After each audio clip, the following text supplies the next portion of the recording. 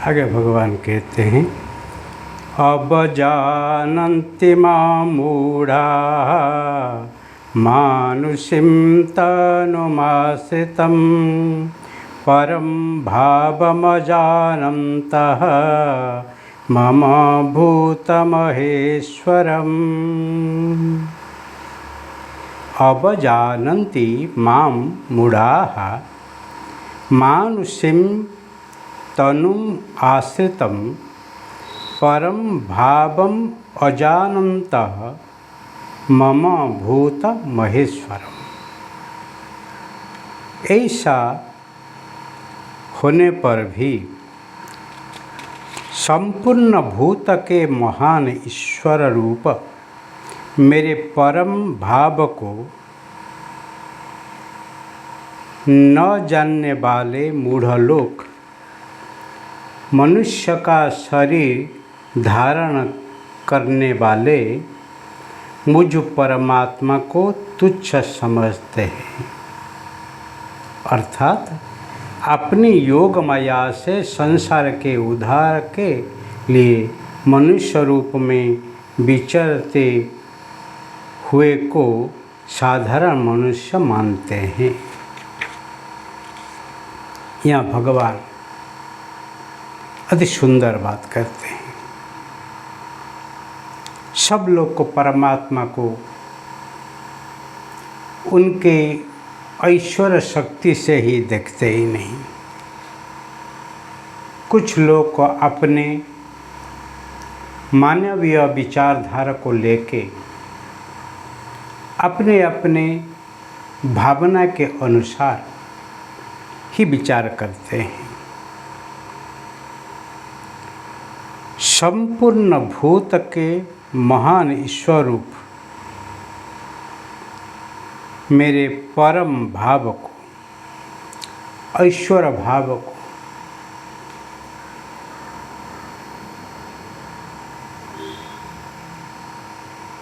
भगवत भाव को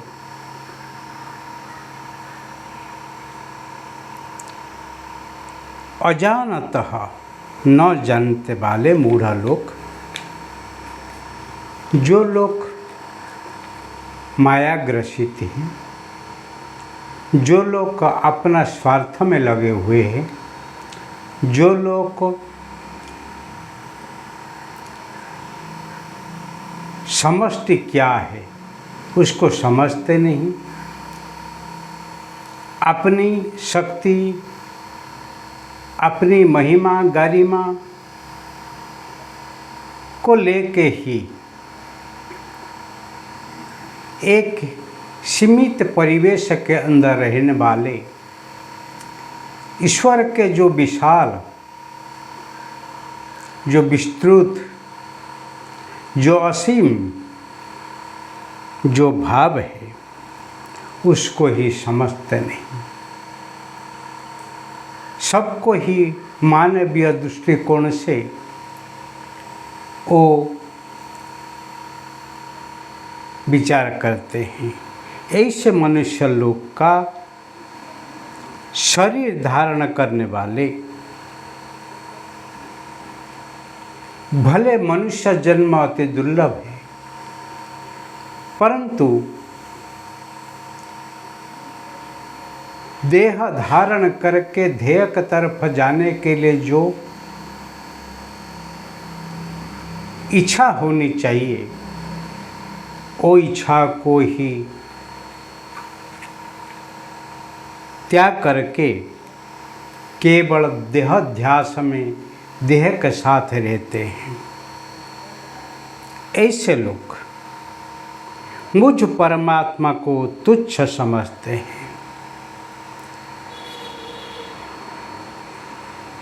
ऐसे अज्ञानी लोग, ऐसे मूढ़ लोग, ऐसे स्वार्थी लोग, ऐसे अहंकारी लोग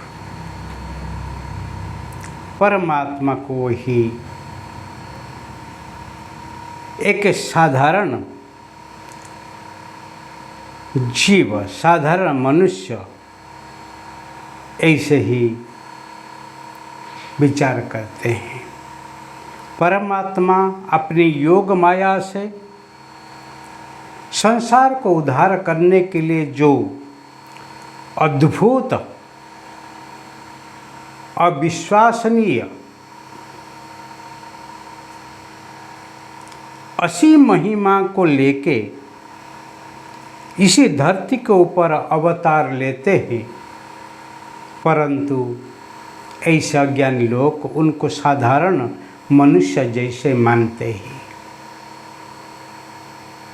क्योंकि उनकी बुद्धि से ही ऐसे उदाम विचार नहीं है, ऐसे महान विचार नहीं है जो ईश्वर को ही वो समझ सके।